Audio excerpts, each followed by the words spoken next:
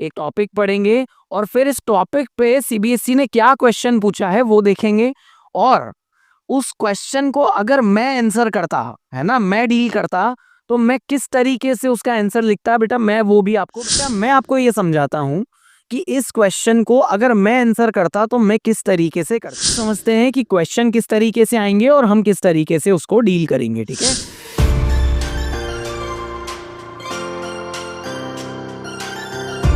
तो students, welcome to my YouTube channel. मेरा नाम है ऋषभ मीणा और आज हम इस वीडियो में हमारी इंडियन इकोनॉमी को स्टार्ट करने वाले हैं बेटा। इंडियन इकोनॉमी जो हम स्टार्ट करेंगे वो है चैप्टर 1 और चैप्टर का नाम है Indian economy on the eve of independence. बेटा, चैप्टर स्टार्ट करने से पहले जो सबसे बड़ी प्रॉब्लम इंडियन इकोनॉमी में बच्चों को आती है वो ये आती है कि बच्चे बोलते हैं सर कि सब कुछ समझ में आ रहा है ना, सारे टॉपिक सब कुछ समझ में आता है, लेकिन जब क्वेश्चन सामने आता है तो समझ नहीं आता कि किस तरीके से इस क्वेश्चन का आंसर करना है। बेटा, कैसे लिखें इसका आंसर, कहाँ से स्टार्ट करें, कैसे खत्म करें कि सीबीएसई हमको फुल मार्क्स दे हर क्वेश्चन में। तो बेटा ये सबसे बड़ी दिक्कत आती है बच्चों को। आई होप कि ये दिक्कत आप भी फेस कर रहे होगे। तो इसी प्रॉब्लम का सॉल्यूशन मैं लेके आया हूं आपके लिए इस पूरी इंडियन इकोनॉमी सीरीज में। कैसे करने वाले हैं, कैसे हम लोग पढ़ेंगे, पहले ये डिस्कस कर लेते हैं कि हम लोग इंडियन इकोनॉमी को किस पैटर्न में कवर करेंगे। बेटा, पहले पहले मैं आपको एक टॉपिक पढ़ाने वाला हूं और उस टॉपिक के बाद साथ के साथ हम वो क्वेश्चन देखेंगे जो सीबीएसई ने इस पर्टिकुलर टॉपिक से पूछा है। ठीक है, एक टॉपिक पढ़ेंगे और फिर इस टॉपिक पे सीबीएसई ने क्या क्वेश्चन पूछा है वो देखेंगे। और उस क्वेश्चन को अगर मैं आंसर करता, है ना, मैं डील करता, तो मैं किस तरीके से उसका आंसर लिखता बेटा, मैं वो भी आपको बताऊंगा, ताकि फिर आपको आइडिया लगेगा कि अगर कोई क्वेश्चन आएगा तो हमें किस तरीके से उसको अप्रोच करना है और किस तरीके से उसका आंसर करना है। ठीक है, तो बिना देर किए वीडियो को स्टार्ट करते हैं। चलो बेटा, इस चैप्टर 1 को मैंने 4 पार्ट्स में डिवाइड किया है। ठीक है, इस चैप्टर 1 को हम 4 वीडियो में लगभग कवर करेंगे और 4 पार्ट में डिवाइड किया है। Agriculture sector, industrial sector, foreign trade sector and infrastructure and other topics. तो बेटा इस वीडियो में हम कौन से टॉपिक को लेने वाले हैं? एग्रीकल्चर सेक्टर को। ठीक है, चलो स्टार्ट करते हैं। और एग्रीकल्चर सेक्टर में जो सबसे पहला जो टॉपिक है हमारा वो है जमींदारी सिस्टम। ठीक है अब जमींदारी सिस्टम को बहुत आराम से पहले समझते हैं और उसके बाद मैं आपको क्वेश्चन करवाऊंगा कि कैसे क्वेश्चन आएंगे, कैसे क्वेश्चन इस टॉपिक से पूछे हैं और उसको अपन कैसे आंसर करेंगे। ठीक है, चलो पहले आसान भाषा में, ना, पहले बिल्कुल आसानी से समझो कि जमींदारी सिस्टम था क्या। ठीक है चलो बेटा, जमींदारी सिस्टम बेटा ब्रिटिशर्स से पहले, है ना, ब्रिटिशर से पहले क्या होता था कि मान लो कि ये एक पूरा गांव है। ठीक है, ये एक पूरा गांव है और इसमें ये जो नंबर्स लिखे हैं ये अलग अलग किसान हैं, है ना, ये किसान अपनी अपनी जमीन पे खेती कर रहे हैं। ठीक है, इस तरीके से पहले इंडियन इकोनॉमी में फार्मिंग होती थी। लेकिन जब ब्रिटिशर्स आए तो उन्होंने एक नया नया सिस्टम इंट्रोड्यूस कर दिया। क्या सिस्टम था वो? कि अब ये जो पूरा गांव है ना, ये जितना भी पूरा गांव है, इसकी जितनी सारी जमीन है वो अब इन सब की नहीं है, वो सिर्फ एक पर्सन की है ना। वो उन्होंने एक पर्सन को उसका मालिकाना हक दे दिया इस पूरी जमीन का, जिसे कहा गया उस गांव का जमींदार। ठीक है, जमींदार मतलब उस पूरे गांव की जमीन का ऑनर। ठीक है, अब क्या हुआ कि ब्रिटिशर्स ने ये बोला, इन लोगों को ये बोला कि हम आपको खेती करने से नहीं रोक रहे हैं, इस जमीन पे आप खेती कर सकते हो, लेकिन इस जमीन का मालिक अब कौन है? ये जमींदार। अब जो इनसे मालिकाना हक छीन लिया, है ना, अब अगर इनको इस जमीन पे खेती करनी है तो अब इनको क्या करना पड़ेगा? इनको इस जमींदार को रेंट देना पड़ेगा। ठीक है, जितनी भी क्रॉप्स ये अपनी जमीन में उगाएंगे उसमें से कुछ हिस्सा जो जमींदार और ब्रिटिश गवर्नमेंट मिलकर डिसाइड करेंगे वो किसको देना पड़ेगा? जमींदार को देना पड़ेगा, और उस रेंट को क्या कहा गया? लगान, है ना बेटा, एक मूवी भी आई थी इसके ऊपर। तो ये था जमींदारी सिस्टम। अब जमींदार इनसे लगान कलेक्ट करके, है ना, इन पीसेंट से, इन फार्मर से लगान कलेक्ट करके थोड़ा अपने पास रखता, और बाकी सारा उसको किसको देना पड़ता? ब्रिटिश गवर्नमेंट को। ठीक है, तो इस पूरे सिस्टम को क्या कहा जाता है बेटा? जमींदारी सिस्टम। ठीक है, अब समझते हैं कि हम लोग लिखेंगे क्या। हाँ, चलो, तो अब जमींदारी सिस्टम क्या था? तो बेटा जमींदारी सिस्टम क्या था? एक 3 टियर सिस्टम, है ना, 3 टियर सिस्टम था, जिसमें जमींदार, जमींदार कहाँ थे? बीच में थे। किस किस के बीच में? ब्रिटिशर्स और पीसेंट्स के बीच में। ब्रिटिशर्स ने बोला कि हम ये फार्मर्स से, पीसेंट से हम लोग टैक्स नहीं कलेक्ट करेंगे। कौन करेगा? हमारे बिहाफ पे कौन करेगा? जमींदार करेगा। तो बेटा ये 3 टियर सिस्टम है, जिसमें ब्रिटिशर्स टॉप पे हैं, जमींदार बीच में है, और पीसेंट सबसे लोएस्ट लेवल पे हैं। ठीक है, तो इस सिस्टम को क्या कहा जाता है? जमींदारी सिस्टम। कैसे लिखेंगे? देखो, zamindari system is a tax revenue, है ना, लैंड रेवेन्यू टैक्स सिस्टम, जिसमें जमींदार एक्टेड एज इंटरमीडियरीज। इंटरमीडियरीज का काम किया जमींदार ने between Britishers and peasants, and peasants have lost their ownership right over there land. कि पीसेंट्स ने अपना मालिकाना हक खो दिया अपनी ही जमीन पे। तो जमींदारी सिस्टम क्या था? तो ये था।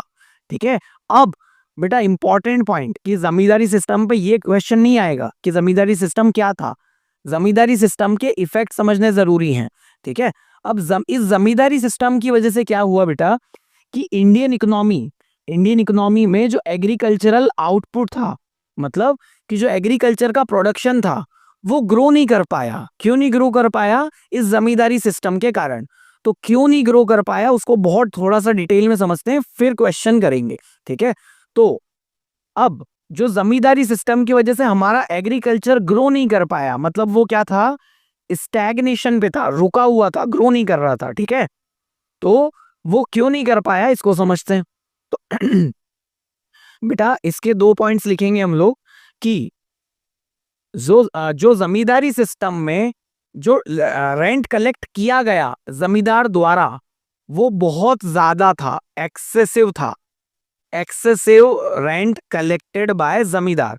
इसकी वजह से क्या हुआ, कि जो रेंट था वो बहुत ज्यादा था, जिसकी वजह से फार्मर्स अपने एग्रीकल्चर पे ज्यादा पैसा इन्वेस्ट नहीं कर पाए, और इन्वेस्ट नहीं कर पाए तो उनका एग्रीकल्चर ग्रो नहीं कर पाया, वो एक लेवल पे ही चलता रहा। ठीक है, सेकंड क्या था? जमींदार were only interested in profit sharing.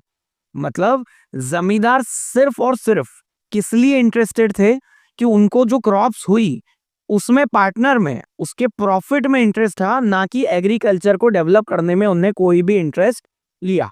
ठीक है, तो बेटा ये था पूरा जमींदारी सिस्टम और उसके इफेक्ट। अब बात करते हैं कि जमींदारी सिस्टम, इस पर्टिकुलर टॉपिक से सीबीएसई ने क्या क्वेश्चन पूछा है। ठीक है, चलो,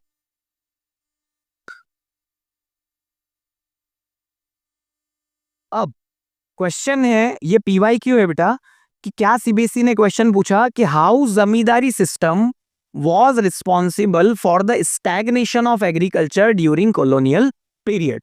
अब बेटा एक इंपॉर्टेंट चीज है ना, बहुत अच्छे से दिमाग में बिठाना, कि आपको अगर आंसर्स अच्छे से लिखने हैं तो बेटा हर क्वेश्चन को 4 मार्क के लिए प्रिपेयर करना है।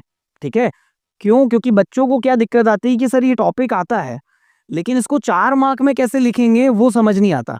तो आपके दिमाग में एक चीज क्लियर रखना, कि जो भी क्वेश्चन अपन डील करेंगे वो किस लिए करेंगे? 4 मार्क का। कि अगर ये क्वेश्चन 4 मार्क का आएगा तो मैं किस तरीके से इसको डील करूंगा। ठीक है, अब बेटा मैं आपको ये समझाता हूं कि इस क्वेश्चन को अगर मैं आंसर करता तो मैं किस तरीके से करता। ठीक है, चलो, क्वेश्चन क्या कह रहा है पहले उसको ध्यान से समझो, है ना, उसके बाद हम लोग आंसर लिखेंगे। तो बेटा क्वेश्चन ये कह रहा है कि जमींदारी सिस्टम कैसे रिस्पॉन्सिबल था एग्रीकल्चर के स्टैग्नेशन के लिए ड्यूरिंग कॉलोनियल पीरियड। अब बेटा इस क्वेश्चन को 4 मार्क्स में अगर मैं आंसर करूंगा तो बेटा मैं इसको 3 पार्ट्स में डिवाइड करूंगा। आपको भी ऐसा ही करना है। ठीक है, आपको इसको 3 पार्ट्स में डिवाइड करना है। पहला पार्ट है आपका इंट्रोडक्शन, ठीक है, सेकंड पार्ट है आपका कंटेंट और थर्ड पार्ट है आपका कंक्लूजन, ठीक है। इस क्वेश्चन को हम लोग 3 पार्ट्स में डिवाइड करेंगे। पहले लिखेंगे हम लोग इंट्रोडक्शन, फिर लिखेंगे कंटेंट और उसके बाद कंक्लूजन, ठीक है। कैसे लिखता मैं तो सुनो। चलो, इंट्रोडक्शन में सबसे पहले मैं लिखता कि जमींदारी सिस्टम है ना, ये जो सिस्टम है ये था क्या, तो जमींदारी सिस्टम क्या था बेटा, जमींदारी सिस्टम में क्या लिखता, इसके इंट्रोडक्शन में पहले ये डायग्राम बनाता है ना, ऐसे डायग्राम बनाने पड़ते हैं बेटा इंडियन इकोनॉमी में, अच्छे नंबर अगर आपको स्कोर करना है तो, ठीक है। तो बेटा पहले मैं आपको डायग्राम बनाता है ना 3 लेयर का, और उसके बाद लिखता कि जमींदारी सिस्टम है ना, क्या लिखता कि zamindari system was a 3 tier land revenue system, ठीक है, कि जमींदारी सिस्टम क्या था, एक 3 टियर लैंड रेवेन्यू सिस्टम था, in which zamindars acted as intermediaries between Britishers and peasants, ठीक है। ये हो गया हमारा इंट्रोडक्शन वाला पार्ट कंप्लीट। इस तरीके से हम लोग उस क्वेश्चन को स्टार्ट करेंगे। उसके बाद मैं क्या हेडिंग डालता बेटा कि how it was responsible for stagnation, कि अब ये जमींदारी सिस्टम एग्रीकल्चर के स्टैग्नेशन के लिए कैसे रिस्पॉन्सिबल था, ठीक है। तो अब ये कैसे रिस्पॉन्सिबल था बेटा, मैंने अभी आपको समझाया कि जो जमींदारी सिस्टम में है ना, जमींदारी सिस्टम में जो रेंट था वो बहुत ज्यादा था, तो मैं कैसे लिखता, हेडिंग डालता एक्सेसिव रेंट, और इस पॉइंट को थोड़ा सा एक्सप्लेन करता कैसे कि the rent collected under zamindari system was very high, है ना, कि रेंट जो कलेक्ट किया गया वो जमींदारी सिस्टम में बहुत ज्यादा हाई था, जिसकी वजह से due to this farmers were left with very less income, मतलब कि रेंट जो था वो बहुत ज्यादा था, जिसकी वजह से फार्मर्स के पास बहुत कम पोर्शन बच पाता था इनकम का। इसकी वजह से है ना, मैं पूरा पॉइंट बोल देता हूं उसके बाद एक्सप्लेन करूंगा। The rent collected under zamindari system was very high, due to this farmers were left with very less income, and because of this they were not able to invest in agriculture, ठीक है। तो excessive rent की वजह से farmers के पास बहुत कम income बच पाती थी, जिसकी वजह से वो एग्रीकल्चर में इन्वेस्ट नहीं कर पाते थे। सेकेंड पॉइंट क्या लिखता, zamindars were partners only in profit sharing, मतलब कि जो जमींदार थे वो सिर्फ और सिर्फ पार्टनर किसमें थे, प्रॉफिट को बांटने में थे। उन्होंने कभी भी ऐसा इनिशिएटिव नहीं लिया कि एग्रीकल्चर को मॉडर्नाइज किया जाए या डेवलप किया जाए, ठीक है। तो zamindars were partners only in profit sharing, they didn't take any initiative to develop और मॉडर्नाइज एग्रीकल्चर, ठीक है। इसकी वजह से ये जो जमींदारी सिस्टम था इस टाइम पे एग्रीकल्चर की जो ग्रोथ थी वो नहीं थी, वो एग्रीकल्चर सेक्टर क्या था, स्टैग्नेट था, ठीक है। अब ये सेकंड पार्ट लिखा हम लोगों ने, अब हम लोग इस पूरे आंसर को कंक्लूड करेंगे, मतलब क्या लिखेंगे, थर्ड पार्ट लिखेंगे कंक्लूजन।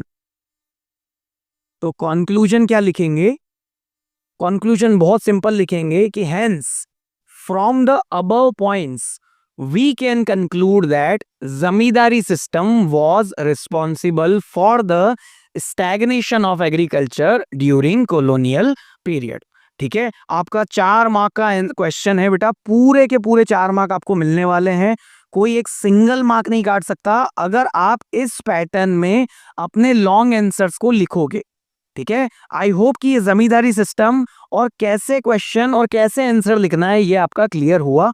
अब चलते हैं अगले टॉपिक पे, ठीक है।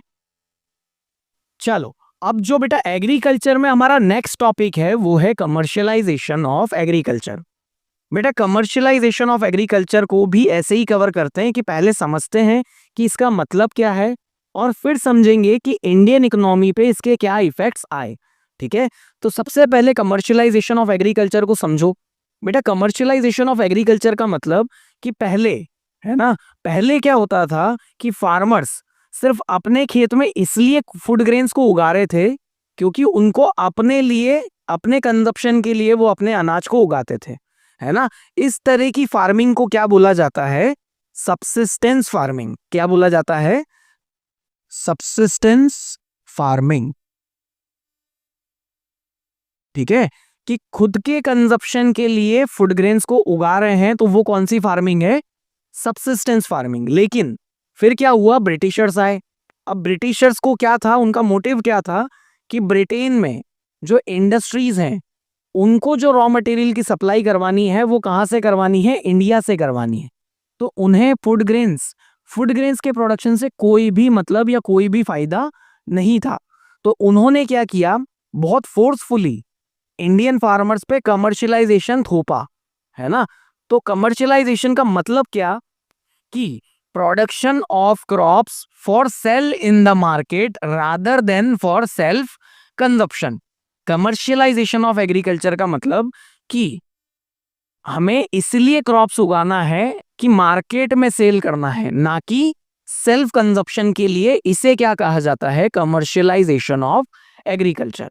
ठीक है, तो हमने मतलब समझा। अब समझते हैं कि कमर्शियलाइजेशन जो ब्रिटिशर्स लाए उसका इफेक्ट क्या आया इंडियन इकोनॉमी पे। ठीक है, तो बेटा सबसे फ्लो चार्ट से समझते हैं, इससे समझने में भी आसानी होगी और क्वेश्चन को डील करने में भी बहुत आसानी से हम लोग क्वेश्चन को डील कर लेंगे। ठीक है, तो बेटा कमर्शियलाइजेशन का क्या इफेक्ट रहा? तो ब्रिटिशर्स ने क्या किया? Britishers forced farmers to produce cash crops. मतलब ब्रिटिशर्स ने इंडियन फार्मर्स को फोर्सफुली फूड ग्रेन के प्रोडक्शन से कहां पे कन्वर्ट कर दिया? कैश क्रॉप्स पे कन्वर्ट कर दिया। ठीक है, उसका इफेक्ट क्या हुआ? एरिया अंडर कल्टीवेशन क्या हो गया? इंक्रीज हो गया। इसका मतलब समझो बेटा कि पहले मान लो कि इस पूरी जमीन पे किसका प्रोडक्शन होता था? फूड ग्रेन्स का प्रोडक्शन होता था, फूड क्रॉप्स का प्रोडक्शन होता था। लेकिन अब ब्रिटिशर्स ने फोर्सफुली, है ना, फोर्सफुली कैश क्रॉप्स का प्रोडक्शन करवाया। तो क्या हुआ? इस आधे से ज्यादा मतलब आधे या इस पोर्शन में क्या हुआ? फूड ग्रेन्स के प्रोडक्शन की बजाय किसका प्रोडक्शन होने लगा? कैश क्रॉप्स का प्रोडक्शन होने लगा। तो कैश क्रॉप्स का प्रोडक्शन जो एरिया अंडर कल्टीवेशन था वो क्या हो गया? इंक्रीज हो गया। फूड ग्रेन्स का एरिया अंडर कल्टीवेशन कम हो गया और कैश क्रॉप्स का एरिया अंडर कल्टीवेशन क्या हो गया बेटा? इंक्रीज हो गया। ठीक है, उसकी वजह से क्या हुआ आगे समझते हैं। अब area under cultivation cash crops का बढ़ गया तो उनका प्रोडक्शन भी क्या हो गया बेटा? बढ़ गया। और फूड ग्रेन्स का एरिया अंडर कल्टीवेशन कम हो गया तो उनका प्रोडक्शन भी क्या हो गया? कम हो गया। अब कैश क्रॉप्स का प्रोडक्शन ज्यादा हो गया, फूड ग्रेन्स का प्रोडक्शन कम हो गया। अब बेटा फूड ग्रेन्स का प्रोडक्शन अगर कम हो जाएगा, ठीक है, तो बेटा खाने के लिए तो फूड ग्रेन्स ही चाहिए, कैश क्रॉप से पेट थोड़ा ना भर सकते हैं। ठीक है, तो फूड ग्रेन्स का प्रोडक्शन कम हो गया तो सप्लाई भी क्या हो गई? कम हो गई। और जब सप्लाई कम हो गई, डिमांड बहुत ज्यादा थी। ठीक है, तो उस वजह से इंडियन इकोनॉमी में क्या है? फेमाइन्स आए। फेमाइन्स का मतलब क्या है बेटा? भूखमरी। मतलब अनाज की इतनी ज्यादा कमी हो गई इंडियन इकोनॉमी में कि हमारी इकोनॉमी में क्या आ गई? भूखमरी आ गई, शॉर्टेज हो गई। ठीक है, तो बेटा ये था कमर्शियलाइजेशन का मतलब और कमर्शियलाइजेशन का इफेक्ट। ठीक है, अब समझते हैं कि क्वेश्चन किस तरीके से आएंगे और हम किस तरीके से उसको डील करेंगे। ठीक है, चलो कमर्शियलाइजेशन से बेटा दो क्वेश्चन मैंने लिए हैं। एक मैं आपको बताऊंगा कि मैं कैसे आंसर लिखता और दूसरा आंसर आप लिखोगे और कमेंट बॉक्स में कमेंट करके, है ना, उस फोटो को कमेंट बॉक्स में कमेंट कर देना। मैं चेक करके आपको मार्क्स दूंगा कि मैं अगर इस क्वेश्चन को मैं चेक करता तो मैं किस तरीके से उसकी मार्किंग करता। ठीक है, चलो पहले हम लोग ये डील करते हैं, मैं बताता हूं आपको मैं कैसे लिखता। क्वेश्चन है हमारा, how commercialisation of agriculture resulted in frequent famines. मतलब क्वेश्चन को समझो कि कमर्शियलाइजेशन, क्वेश्चन क्या कह रहा है कि कमर्शियलाइजेशन ऑफ एग्रीकल्चर की वजह से हमारे इंडियन इकोनॉमी में फ्रीक्वेंट फेमाइन्स कैसे आई। बेटा बहुत अच्छे से समझना कि किन कीवर्ड्स के अराउंड आपको आंसर लिखना है। सबसे पहले ये आइडेंटिफाई करो कि क्वेश्चन आपसे क्या पूछ रहा है, किन कीवर्ड्स के अराउंड आपको अपना आंसर फ्रेम करना है। ठीक है, तो हमें कैसे कनेक्ट करना है? कि कमर्शियलाइजेशन की वजह से इंडियन इकोनॉमी में कैसे फ्रीक्वेंट फेमाइन्स आई। तो बेटा मैं कैसे लिखूंगा, वैसे ही इंट्रोडक्शन लिखेंगे।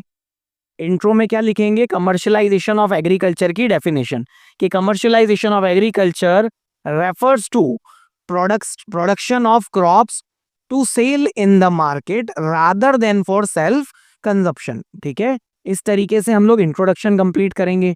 उसके बाद मैं हेडिंग डालूंगा how commercialisation of agriculture resulted in frequent famines. ठीक है, कि हम कमर्शियलाइजेशन ऑफ एग्रीकल्चर कैसे रिस्पॉन्सिबल है। तो बेटा वो ही फ्लो चार्ट है ना, उसी फ्लो चार्ट को थोड़ा थोड़ा सा एक्सप्लेन करते हुए मैं समझा दूंगा कैसे। कि ब्रिटिशर्स ने क्या किया, Britishers forced farmers to cultivate cash crops, है ना।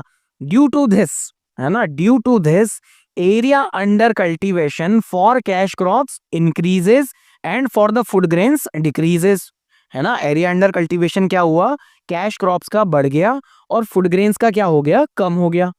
इसकी वजह से and because of this which resulted in, है ना, या कुछ भी ऐसा टर्म यूज करेंगे सेंटेंस को कनेक्ट करने के लिए।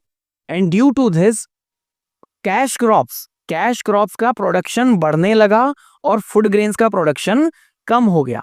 ठीक है, इसकी वजह से फूड ग्रेन्स की जो सप्लाई थी, due to this the supply of food grains in the Indian economy decreased rapidly, and because of high demand and less supply of food grains it resulted in frequent famines। तो बेटा इस तरीके से, है ना, फिर conclude में क्या लिखता, hence from the above points we can conclude that commercialization of agriculture was responsible for the frequent famines। ठीक है, तो इस तरीके से मैं इस आंसर को फ्रेम करता पूरे 4 मार्क्स में, है ना। बेटा अब वीडियोस में सारे आंसर को प्रॉपर लाइन वाइज लिखना मेरे लिए पॉसिबल नहीं है। अगर आपको कहीं भी दिक्कत आए तो आप कमेंट करना, मैं पेपर में लिख के कमेंट बॉक्स में डाल दूंगा कि मैं इस आंसर को प्रॉपर किस तरीके से लिखता। ठीक है, अब आगे बढ़ते हैं। ये जो क्वेश्चन है ना, how commercialisation of agriculture increased income inequalities, ये मैं आपकी प्रैक्टिस के लिए छोड़ देता हूं। ठीक है, कि आप इस क्वेश्चन का आंसर लिखो, कमेंट बॉक्स में उसका इमेज डाल दो, मैं चेक करके बताऊंगा कि इसमें क्या चीज आप और इंप्रूव कर सकते थे। ठीक है, अब पढ़ते हैं बेटा नेक्स्ट टॉपिक।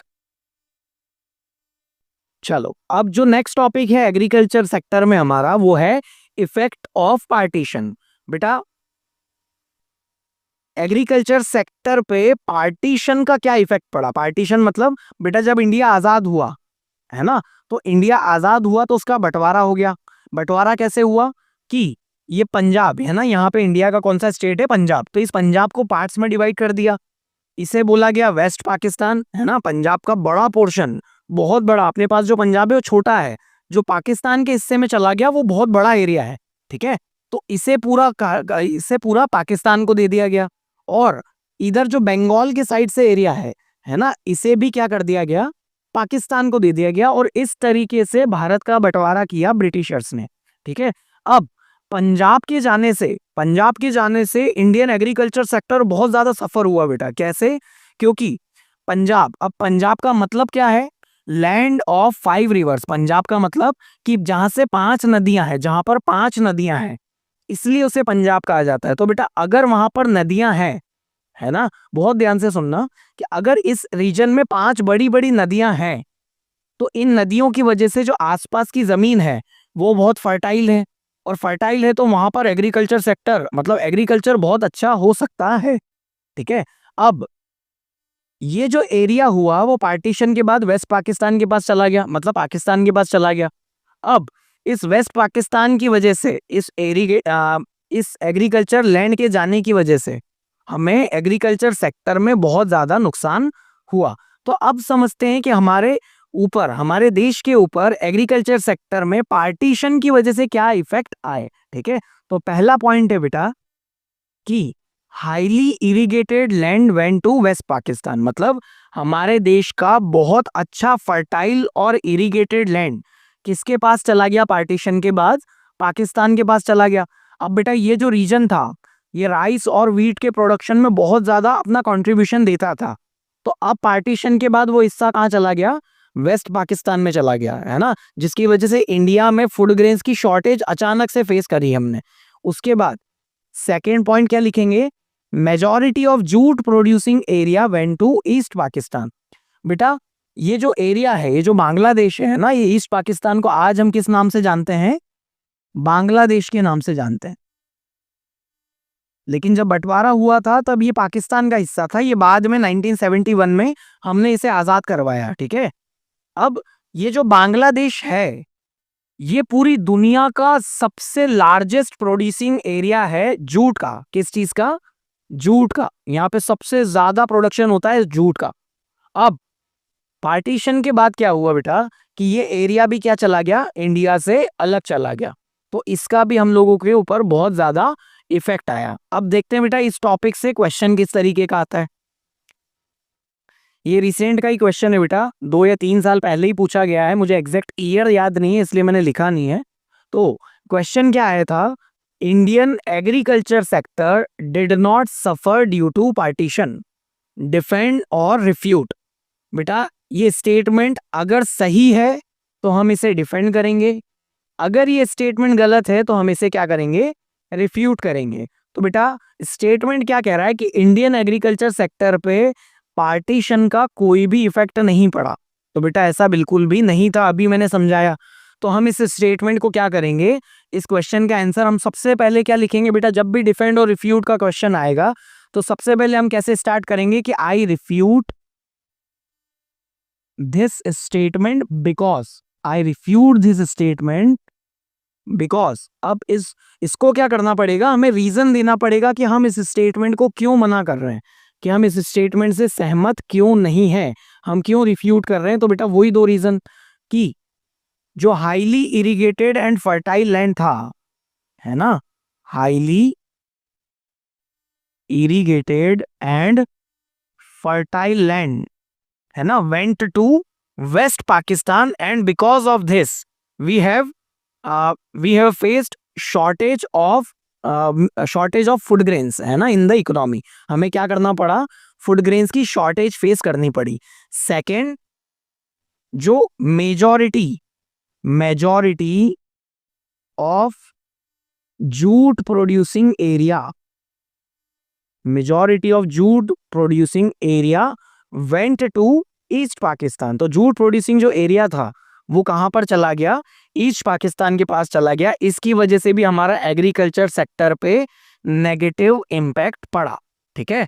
तो हम लोग इन पॉइंट से क्या कंक्लूड कर सकते हैं कि हम लोग का जो एग्रीकल्चर सेक्टर था उसका उसकी वजह से हमारा जो एग्रीकल्चर सेक्टर था पार्टीशन का, उस पर क्या इफेक्ट पड़ा, तो ये इफेक्ट पड़ा, इसलिए हम लोग इस स्टेटमेंट को क्या कर रहे हैं, रिफ्यूट कर रहे हैं, ठीक है। तो बेटा ये था इंडियन इकोनॉमी का एग्रीकल्चर सेक्टर जो हमने पार्ट 1 में कवर किया। अगले पार्ट में हम लोग इंडस्ट्रियल सेक्टर को कवर करेंगे, इसी तरीके से कवर करेंगे, विद क्वेश्चंस कवर करेंगे, ठीक है। तो आई होप कि ये वीडियो आपको हेल्पफुल लगी।